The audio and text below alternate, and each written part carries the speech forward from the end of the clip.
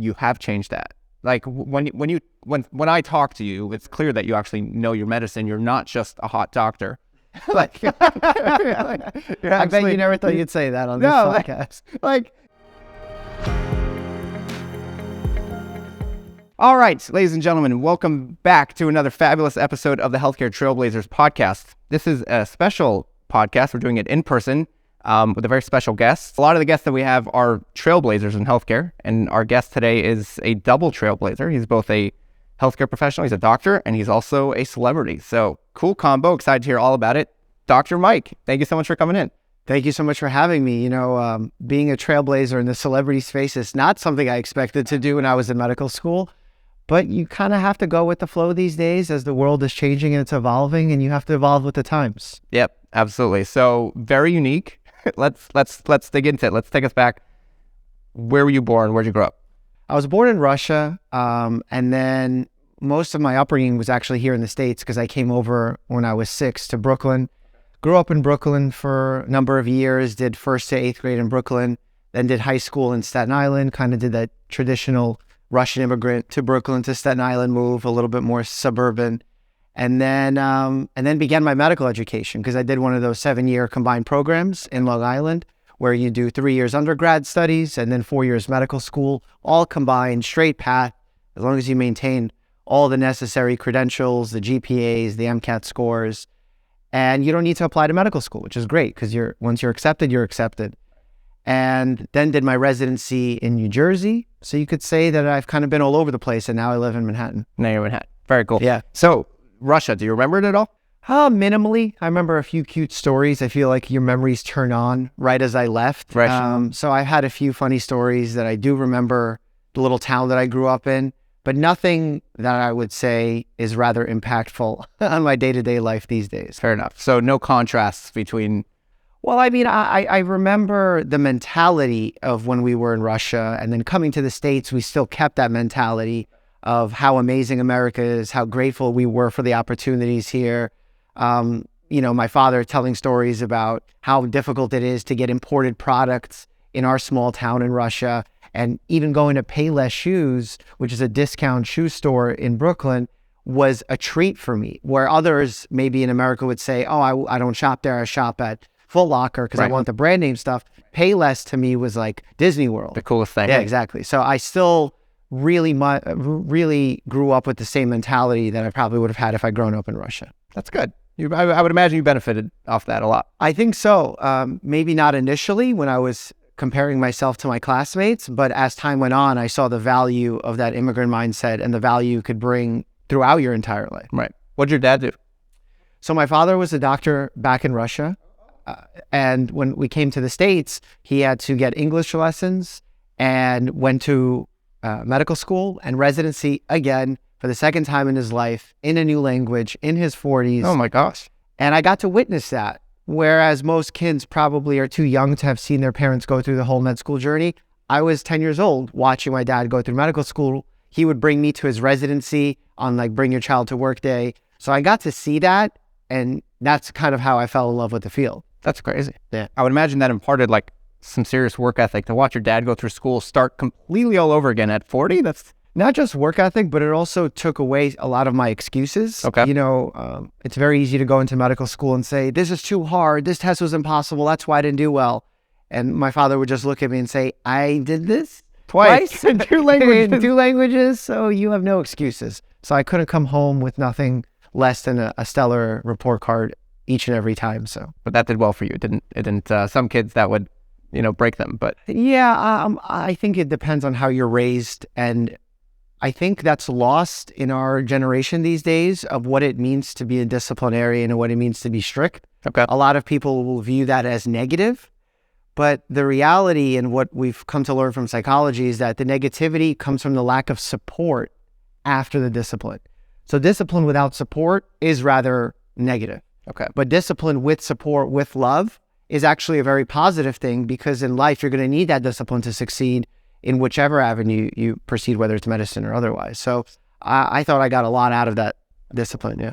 Is there an example that you can think of where your dad supported you while being strict? Like a very simple example, and something that I spoke to a very popular social psychologist on my YouTube channel, actually, Jonathan Haidt, where if someone bullied me or said something nasty to me one time in school, I would come home and complain about it to my Soviet father. He would say, brush it off, move on, I don't care, this is fine. He didn't give me that like loving and support. And I initially saw that why isn't he supporting me? But then if someone over time chronically was bullying me, he would step in and take care of it himself. So I started to learn that there was a time where it's appropriate to step in and support, and time where it's okay, handle this on your own and figure it out. Interesting. Yeah, I like that a lot. I grew up in a small town in Iowa for a couple of years, and moved there. I was 6 years old, so the classes were already formed. I remember similarly, like this one kid called me stupid, something like that. And I came home, telling my mother, "Oh, I feel bad. This kid called me stupid." And she turns to me and she's like, "Are you stupid?" And I'm like, "No." She's like, then what? Why do you care? Yeah. It's basically teaching you that you're in charge of your emotions. Yeah. And other people aren't. Yeah. So it's a good lesson. It's actually, again, something we teach in psychology when we do cognitive behavioral therapy, that a lot of the things are under our control. Feelings aren't. So if you felt sad or you felt anxious, you can't tell someone to snap out of those feelings. But usually it's thoughts that lead to you feeling that way. Okay. And thoughts can be controlled because you're in charge of your thoughts. So you kind of have to go one layer So back. indirectly, Yeah, exactly. you affect yourself. Yep. Cool. I like that. And how old are you when you graduated medical school? I was really young. I was 24. So actually, when I went into medical school, I was the sole student that was not invited to the welcoming party. Okay. Because I wasn't 21. So I had to stay home while all my classmates got to celebrate. With What do you think the median age of the rest of your classmates I were? remember it was like 26 and a half was the Okay, starting medical school. starting medical school, and 24 I was already done. So That's crazy. it was really exciting because I've always wanted to be in a rush and get through it and learn the basics and get everything that I needed to get. And it kind of allowed me an opportunity to do multiple things in life because you have this youthful advantage on your side. Right. Seems to have done well for you. So far, so good. I mean, yeah, we'll see how it goes. So you finished medical school. What do you do? I finished medical school. While you're in medical school, obviously, you have to decide what specialty you're going to choose. And I fell in love with family medicine. Okay, why? Primary care. My father did primary care. I wasn't pushed to go into it. He, in fact, told me it's one of the more difficult specialties, one of the ones that pay the least, are least rewarding in many of the administrative hurdles. But the connection you make with patients, the fact that you get to learn about every part of the body, every situation, you get to be the quarterback, have the highest level of communication with patients. I thought I was good at that. Okay. And I thought I would fit well into this field. I was most interested in that. I couldn't see myself coming in and just doing one organ or one organ system. I needed to be everywhere. And family medicine fit that skill set very well for me. And I did a 3-year family medicine residency at Overlook Medical Center in Summit, New Jersey, where I still am employed to this day. So that's where you are today? Yeah, exactly. In Jersey? In Jersey, yeah. Cool. Because, I commute. I initially, when I was finishing my residency, became licensed to practice medicine in New York, thinking I would do that. And then, to my surprise, my hospital system said, "Hey, we'd love to hire you. Would you like to stick around?" And to me, that's a no-brainer. It's a family I built up there over those 3 years, and they saw me before the social media popularity. Okay, so that was before all that. The first year. So the social media thing happened in the middle of residency. But what was good was that those people got to witness me during my first year of residency, which is the busiest time. They saw I was committed to the field, that I wasn't just doing this for superficial reasons. Whereas if you just see someone on the news say, "Oh, look, this is a sexy doctor, he's popular," you might have some preconceived notions or biases. Right. They didn't have them because they saw who I was before. Yeah. That's cool. So now I've been there almost 10 years. Sheesh. All right. So before we dig into your starting your fame, the role of a primary care doctor has evolved a lot and changed a lot in the last generation. Yeah. What are how do you think that is? What do you think the changes are? I mean, I think the changes have been negative for the most part. Okay. And I hate to say that about a field I'm so passionate about, especially when I'm trying to sell it to med students. I think it needs a lot of help. Things that have changed, reimbursement rates have fallen, meaning that you're not getting reimbursed properly for the time that you spend with your patients. For example, if I see an individual for 15 minutes, I get reimbursed for that visit. but then I could spend an hour on administrative tasks, making sure that their note is completed, their medication is covered, their imaging is approved. I'm calling them, talking to their family members. And the reality is there's no industry where you would spend an hour's time of work not being compensated. But in primary care, that happens all the time. In fact, there's been studies that show for every hour that you do with patient care, there's probably 2+ hours that you're spending on administrative tasks, and you're not compensated for that, nor is that a rewarding aspect of your job. Most of us that go into primary care want to be with patients. We don't want to be sitting with charts or computers or arguing with insurance companies. Right. So I think that has changed. The implementation of electronic health records has been bittersweet. Okay. There's been some good parts to it. Obviously, it's a lot easier to search a chart than it is to look through terrible handwriting of 10 doctors. Good luck. But it still was problematic because it would add time to, again, that administrative burden where I'm seeing, let's say, a newborn for a visit, and I'm trying to sign the chart and be very efficient. And the thing is telling me you can't move forward to the next section because you got to go back because you didn't enter the smoking status of the infant. Right. Infants don't smoke, so we don't need to do that. Let's move on, electronic health record. But that adds, 10 other clicks. And when you're doing that, I think you're extrapolating that to, 30 patients that you might see in a day. That's a lot of extra time that you're just clicking around for nonsense. Yeah. It's interesting because I definitely hear that on my side, dealing with, a lot of Medicare programs and Medicare reimbursement stuff. There's you said it's bittersweet. There's obviously the advantages of it. Sure. But I think that it's kind of like a layer deeper where it's as the government pays for more and more and more programs, and Medicare Advantage now taking over and these various ACO programs that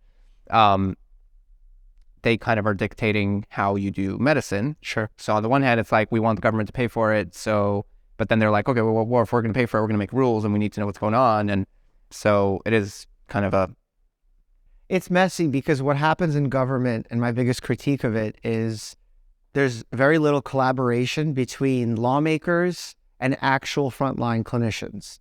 So there's people who are in the administrative C-suites that maybe meet with the insurers or the politicians to tell them what's going on. But very few of us who are actually seeing the patient, seeing what the communication breakdowns are, what the struggles are.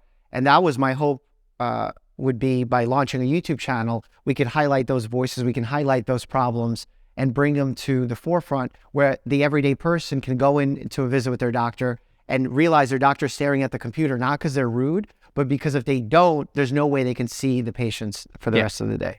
Yeah. Government is, I can say a lot on it. It is definitely bittersweet. One of my favorite people, Dr. John White, we talked about him earlier. He in his career, he jumped back and forth between private sector and government. He was at the FDA, he was at Discovery Channel and CMS, and he was a little all over the place. And I think the lifers in government are a real problem. Like the people that their entire career A to Z is in government. Because when you take someone like him, they have that perspective of both sides of the coin.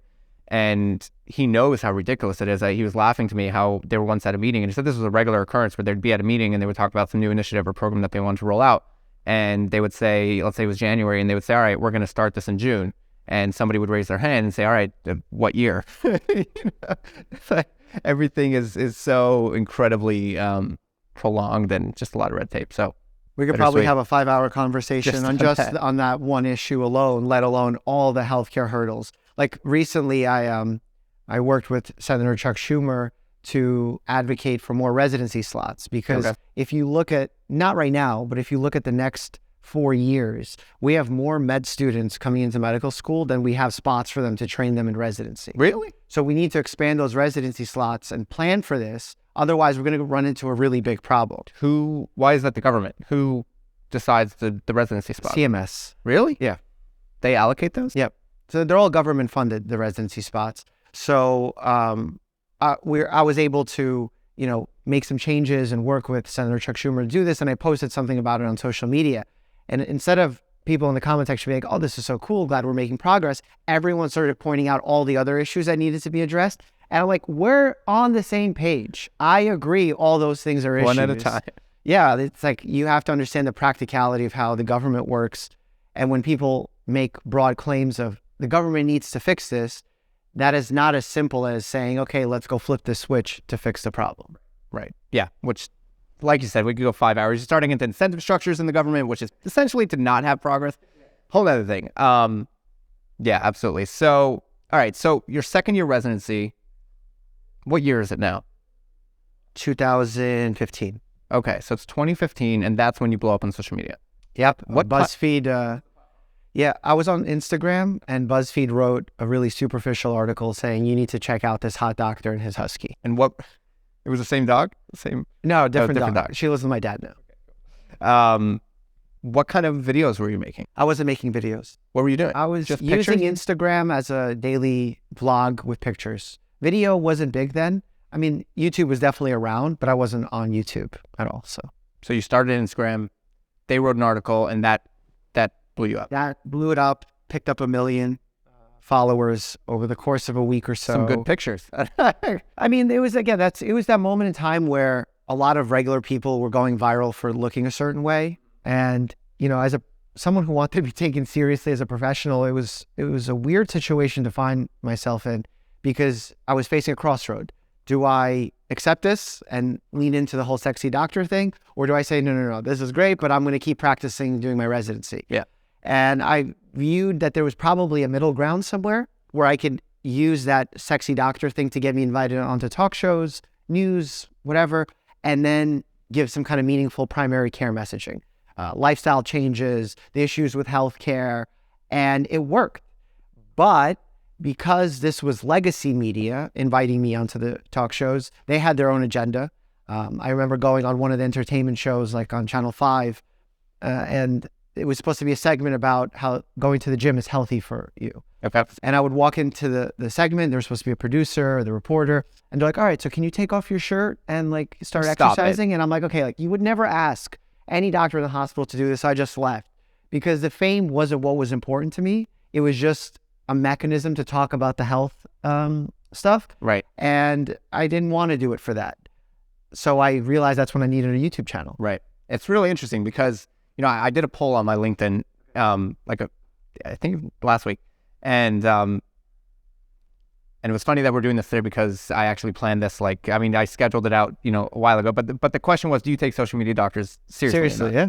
And the vast majority on LinkedIn, you know, obviously say no. Yeah. But I do think that it's pretty evident that you have changed that. Like when I talk to you, it's clear that you actually know your medicine. You're not just a hot doctor. I bet you never thought you'd say that on this podcast. Like you actually know your stuff. Sure. And it's fairly meaningful. How many days of work are you? Or how many days a week are you working at the hospital? 2 to 3 days a week, depending on the week. Right. So that's And one of those days I'm precepting residents. So you're what? Precepting residents. So I'm teaching residents while they see patients. I would basically approve or sign off on their prescriptions, watch them do the procedures, all that kind of stuff. So what do you say about so that has evolved a lot, and TikTok has evolved that a lot. So now you've got all these doctors and people in residency, they're doing like these skits, and it's a little bit more silly, a little bit more comedic. On the other side, I can see that they're probably trying to do something similar where they're trying to have meaningful. What are your thoughts on like the current content that doctors out there are Just right now, the spectrum has blown up, meaning that before it was maybe doctors in media that would promise miracle cures and miracle potions and snake oil and all this stuff. And that's why I started YouTube, to debunk all of that. So then I started doing that. And then I would react to medical shows and non-medical shows like Survivor or something about medical things that would happen to give commentary on cultural issues. And then it broke out into TikTok short form content, which allowed people to do dances and make skits and do some funny stuff and educate in that way. And it's hard to judge it in general because there's so many different avenues. There's people who are doing it very well and responsibly, and then there's people who are doing it for self-promotion, self-gain, or maybe completely irresponsibly and are not doing their due diligence about what they're promoting. Just clicks, or maybe even something negative like sharing disinformation, not even misinformation, where they're actively lying to people about things that are not true about their health. Right. So the field has become muddled, and it's difficult to put a single word to describe it these days. I just think you need to approach it with caution, is how I would say. Yeah, I think it's cool that was there anyone before you that you would put in your category of? I think we talked about him earlier, Z-Dog. Yeah, he's been around a while. He was doing social media. The difference between him and I is he targets more of a medical audience. Okay. So people who are in the industry and largely who are burned out from the industry, which is understandable. And I target more of the average person, basically the patient, if you will, right? When I make my content. And the goal was really to compete with the Kim Kardashians of the world for clicks, and get kids and young folks to watch things about their health that are equally as entertaining as the Kim Kardashians. Right. And so far, with almost 2.5 billion views on YouTube and over 10 million subscribers, I think we've done a pretty good job. And that's just YouTube. So. I think you have 25 million subscribers across platforms. Yeah, it's a lot of subs, and it's now grown past just the average person, where now Dr. Fauci comes onto the channel. Really? The Surgeon General comes to my apartment and films with me about ongoing COVID issues, vaccination issues.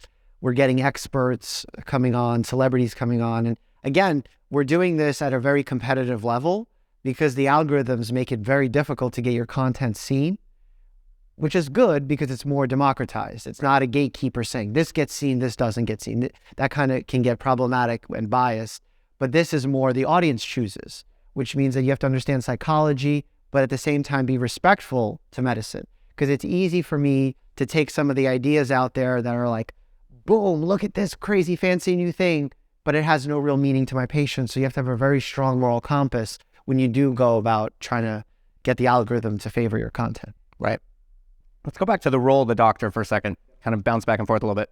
We talked about the difficulties of medicine today, but I think the actual role of like a family doctor has changed so much. Like when I was a kid, the same doctor that birthed you, like almost buried you. You know, I know this is not possible, but what do you mean? That's exactly what I do. That's family medicine. Yeah. But I feel like today, especially with like large systems coming in and buying up all these sub doctors and then, you know, just moving them around. And now it's just like you mentioned earlier, 15-minute slots. That relationship, I should say, between the doctor and the patient has changed a whole lot. Yeah, there's two things that have happened, or two important things to point out here. One is it's still very regional. Like the Northeast, generally speaking, is very specialized, where family medicine doctors may find themselves lost because, like, most people would not go see a family medicine doctor here for a GYN issue, but in another part of the country, they absolutely would. And I do that in my practice. So it really depends on which part of the United States you're in. And then with the rise of the urgent care business model, you've seen this very, I would even say, bougie, modern, Gen Z, I'm just going to go real quick, get a quick fix solution from this doctor, where the reality is that's not happening. Right. That person's not really giving you this full holistic view of your health. And medicine doesn't function that way. It's not you come in to plug the hole and then you move on. You want to prevent the hole from forming. You want to be aware of what holes could form in the future. It's a much more holistic view that family medicine doctors have, even when it comes to communication. So many people go to urgent care, aren't happy with the level of communication, but that's what you get. It's very quick. It needs to be in and out the door. A lot of hedge funds and all these financial institutions own urgent cares by the dozens. So it's a very different model. And I think more people need to go back to the model of get a good PCP, start there, have a good quarterback for your health who can translate what the experts are saying, who can actually help you make the decision of whether you need the surgery or not. And I'm a big fan, as you can tell, of PCPs. Yeah. It's really interesting because I get to see healthcare from kind of bird's eye view, talking to really interesting people and all that. But yesterday I had the unfortunate opportunity of experiencing healthcare from the inside. Actually, I spent the day in the ER. Okay. So, and it was kidney stones, and it was real interesting to your point, because the doctor was like, all right, here's a bunch of pain meds and here's what you have to do and goodbye. And I mentioned to him that I had started this new diet, and I was curious if that's like what made that happen. And he was like, well, I can't, like, I don't know about that. I can't talk about that. I made sure you're not dying. You're good to Right, exactly. But then even more interestingly, gave me a bunch of paperwork that basically went through like, your diet is probably like provided the education, but didn't want to discuss that. And I guess that is the place of the family doctor. But I just feel like, at least where I live in Pennsylvania, and I know in other areas of the country as well, with doctors being in larger systems, they're taking away that relationship a little bit. And it's like, okay, you see your PCP once a year for your annual, and then pretty much, for anything else. Like when my wife gave birth recently, every single time was a new doctor, completely new doctor. There was no continuity. Yeah, there was no continuity. And I remember this one doctor, she came in and she gave my wife like a whole thing on the various vaccines that she should or shouldn't get. And not to get into the details of that, I just found it very humorous that that this doctor would think that my wife would take her seriously. Like, you just walked in. I mean, when my son, and traditionally we don't cut our boys' hair till 3 years old, so they have like longer hair. So my son, when he was 2 years old, he had like long hair. The doctor comes in and goes, "Oh my gosh, she's getting so big." Like you didn't even look at the chart. Look at that. So it is getting more complex. But jumping to what your latest, most exciting thing, you started a podcast. Yeah, the Checkup with Dr. Mike, right? Seems like you're having A-list celebrities on, talking to them about healthcare. What's the vision for that? Where do those two come together? It almost seems like the marriage of your doctor and celebrity thing. So, the podcast space is really interesting because it seems like everyone is starting a podcast these days. Like you start seeing every celebrity, every athlete that just finished their career start a podcast. And I'm really excited to see where the space ends up landing because there's a lot of question marks about how long people are going to watch. It's a big time commitment to watch something that's 90 minutes or even listen to something that's 90 minutes. But for me, why it's interesting is it allows me exposure to those A-list celebrities, as you said, to highlight that they too have health problems so that you shouldn't feel isolated or sad that there's something wrong with your body because we all go through something as humans. Okay. And it's very unifying in that message. And the second aspect is celebrities and wealthy people in general oftentimes get really bad health care. And that is sort of in line with my thinking of the people on both ends of the spectrum, meaning if you're really poor, you get bad health care because you don't have access. You can't afford the medications. You might not have the best medications. You can't see doctors because you can't pay for them. And maybe you fall into some insurance gap. But then on the other side, the people who are very wealthy get bad health care because they get what they ask for, which is not always what's best for their health. So if they come in with a viral infection and demand antibiotics, doctors give in because they're concierge doctor and this person is a celebrity, they're going to give them what they want. Or they get pitched executive health programs, which scan your entire body with a CAT scan and do an ultrasound of your carotids to make sure that you're not dying right now. Or they do genetic testing for Alzheimer's disease, which you can't act on because there's nothing you can do to mitigate that risk. So they get all of this extra testing. And the one thing that I can tell you as a practicing physician is more data does not equal better health outcomes. Okay. In fact, more unnecessary, unvalidated data yields bad health outcomes. So these celebrities are oftentimes getting tricked into getting better healthcare, more healthcare because they think they have more money, when in reality it's bad for their health. That's fascinating. You would not think of that. I don't know if you've seen this. It just came to mind. But I saw Dana White talking about this new thing that he's exactly. You know what I'm talking about? Example, yeah. And they tell you, this guy tells you you're going to die on this day. Exactly. It's complete nonsense. Yeah. And it's not complete nonsense. This is the most important distinctive point here to make. Okay. I don't know more than Dana White's doctor. I am not saying this person is wrong because I'm smarter than them. It's because I am not smart and am aware of our limitations in healthcare and scientific knowledge that I can say that all this predictive nature and all these things that are being said are not true. Because to be a good doctor, you have to be very aware of your limitations and science limitations. We know a lot, but there's way more we don't know. And when you start claiming that you do know certain things that you absolutely cannot know, that's when you start running into trouble. So while there's a lot of great intentions there to encourage lifestyle changes, and probably the things Dana White did were very good for his health, it's just the way that they're packaged and sold. They're sold in an over-promising snake oil type way, which I think is no good for anybody because long-term, it hurts health literacy. And if people are not aware of what the limitations of science are, they have high expectations that are not met. Therefore, you have a breakdown in that relationship. Cold plunge or no cold plunge? For me personally, in general, or medical advice? Medically. I haven't seen enough really good data to justify why I think I should recommend it broadly. And also not available for 99% of the population. Right. Not everyone lives near a lake. or has a tub in their back. Yeah, that they can throw ice in. Yeah. For anyone listening, being here in the room, if anyone has any questions about the doctor part of you, you're very passionate when it comes to the medicine. For sure. And also, the thing that I want to highlight is being in my position, it would be very financially advantageous to sell supplements, to push the cold plunge thing, to go on and sound very scientific about all these things and make a killing. Like the amount of sponsorships and business deals we turn down for selling those miracle cure things are in the tens of millions, probably hundreds of millions. Seriously. Yeah. Jeez. So I'm not saying this to my advantage. In fact, I'm saying these things to my disadvantage. And in general, when I tell patients, when I discuss with patients their previous interactions with doctors, that if their doctor is recommending against doing something that is advantageous to the doctor, they should be like, wow, this doctor might be really caring about my health. Interesting. So, bit in a different direction, but you're very young. You're 33, right? Yep. You're very young, and you're a doctor, and you're a fallen celebrity. You've done a lot. Like you've lived probably 3-4 lifetimes, and somehow in like 20 years, right? Yeah. And I have this thought, sometimes where the struggle and the journey to get to success is really important and even has to be really enjoyable to the person. Sure. And I fear that even if somebody kind of succeeds too quickly, and I mean, I think you see this, like, say with child stars, different subject, but if you succeed too quickly and you kind of get to the end, and you've got all this time where you're just at the end, then you've lost the journey, you've lost the ability to go hunt, you know what I mean, for your kill.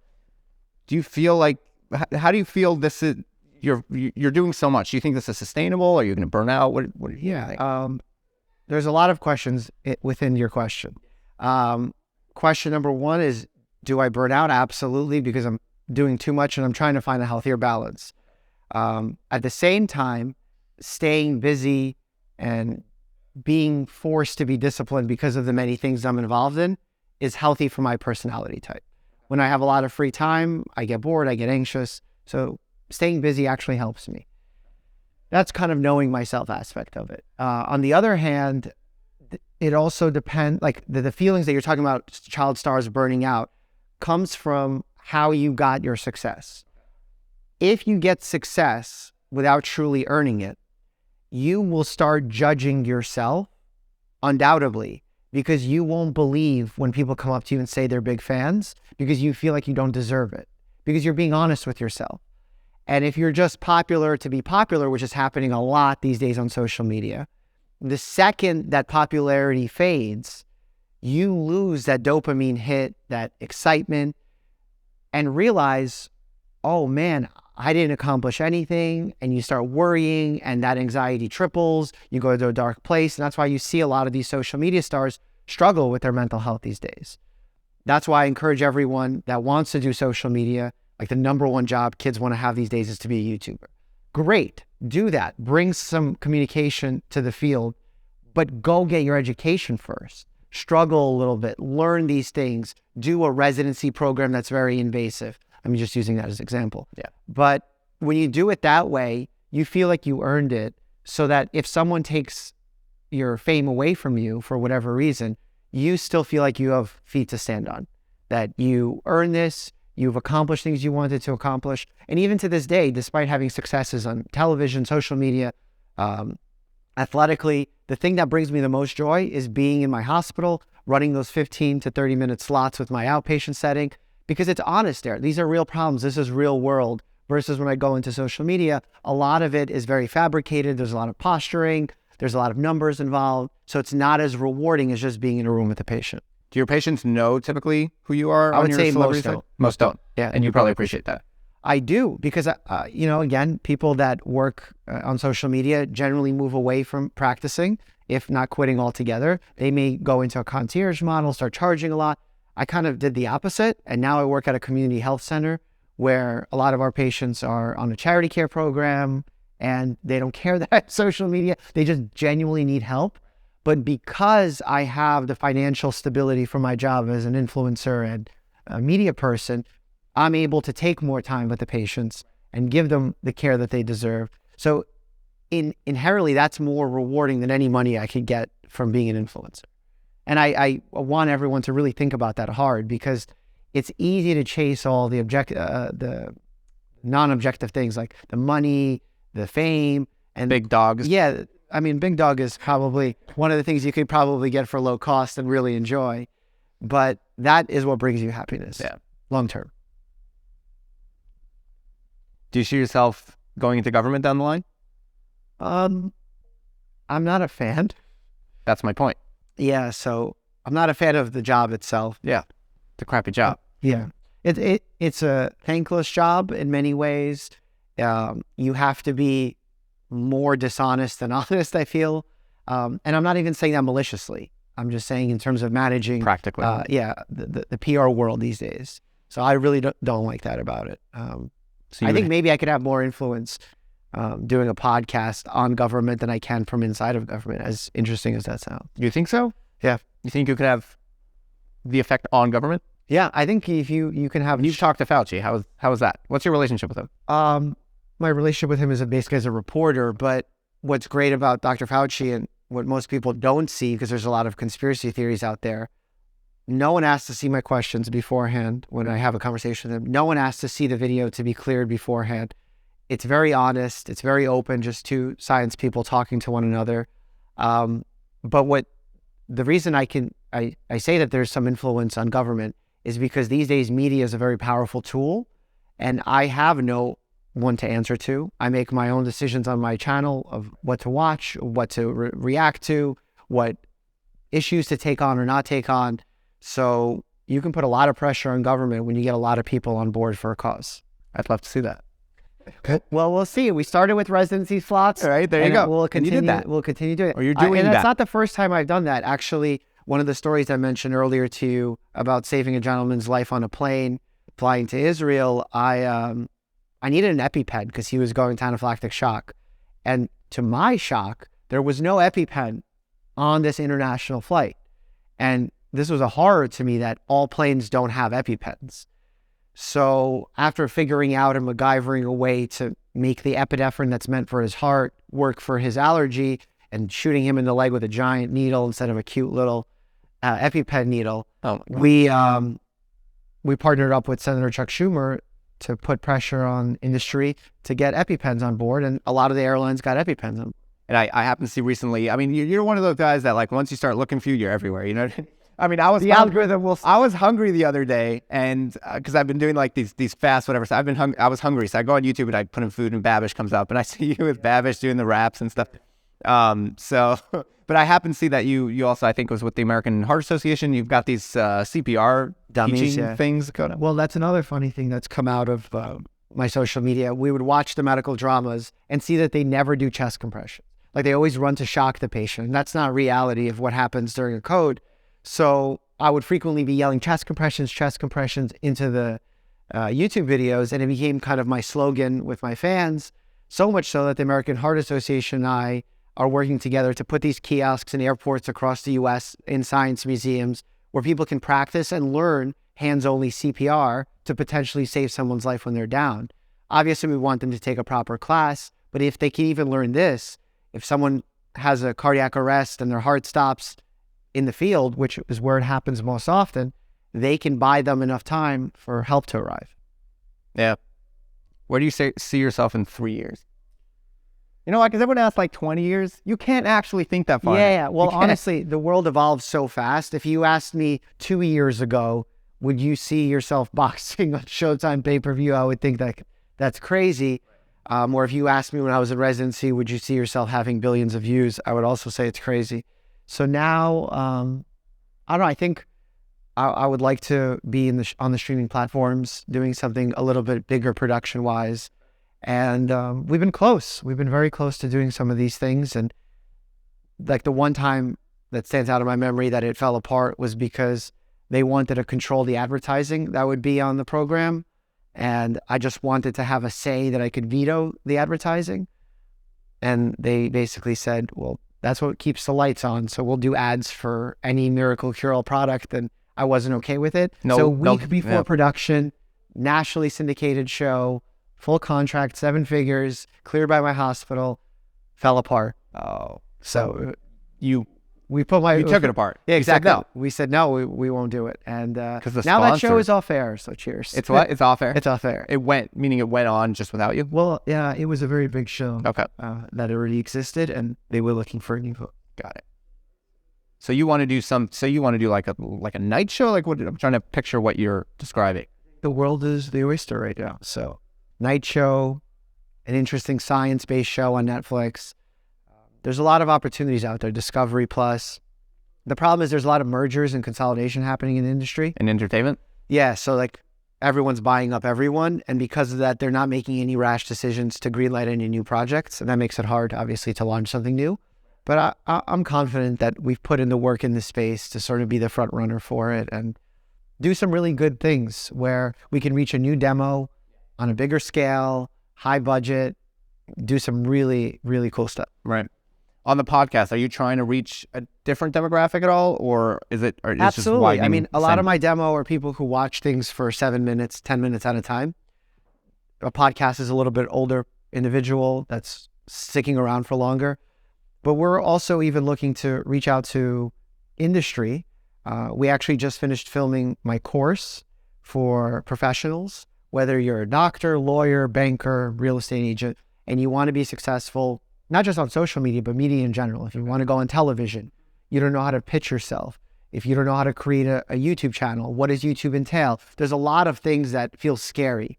So what people end up hiring that have the means, they hire a PR person, they hire a social media manager. And the reality is you don't need any of that. So I've created this like consolidated course that takes all those aspects and shows you the websites, the apps, the tools to do it completely on your own, just like I did. And I'm really excited to launch that. Where are you putting that out? Myself. I'm doing it fully myself, funded it myself. It's fully packaged. Just the final edits are coming together now. That's awesome. You know, I say this often, but like we don't live in an age of not enough information. We live in an age of way too much information. Exactly. And I think, and this is a journey I've been going through myself. Like I think that what you need to do is you can't listen to everyone. You can't even listen to 5 people. You can't even listen to 3 people. You need to pick one person that is successful in your field that you feel like this is a guy that I can learn from, and then just go all in on their content. Because otherwise you're like taking a little bit of this and that didn't work out so well for me because I didn't really go all in. I'm gonna take a little bit of this. So I think that for fans and followers, I think that's an amazing thing. I'm really excited about that. Yeah, I think I've just learned a lot on this journey where mistakes have happened and we learn from them, and then you could not repeat those mistakes. There's things that we did really well that you can grow upon and do even better than me, because the goal is to have a doctor outperform me and do it even better. Not just because I know that's good for humanity, but it's also good for me as a competitive person. I would like to see someone challenge me and start pushing the boundaries, encouraging me to do more. That's awesome. Wow. Well, thank you so much again for coming out. I know your dad's Jewish, so we got you a special. Oh, you got me a costume with the logo and all. We got a little Dr. Mike Yarmulka over here. Next time you're, my dad would be proud, right? So we got that done, and yeah, it's great to see you. I think there's a lot of exciting things coming down for anyone that everyone knows Dr. Mike, so not concerned about that. But if you haven't seen the podcast yet, check out with Dr. Mike.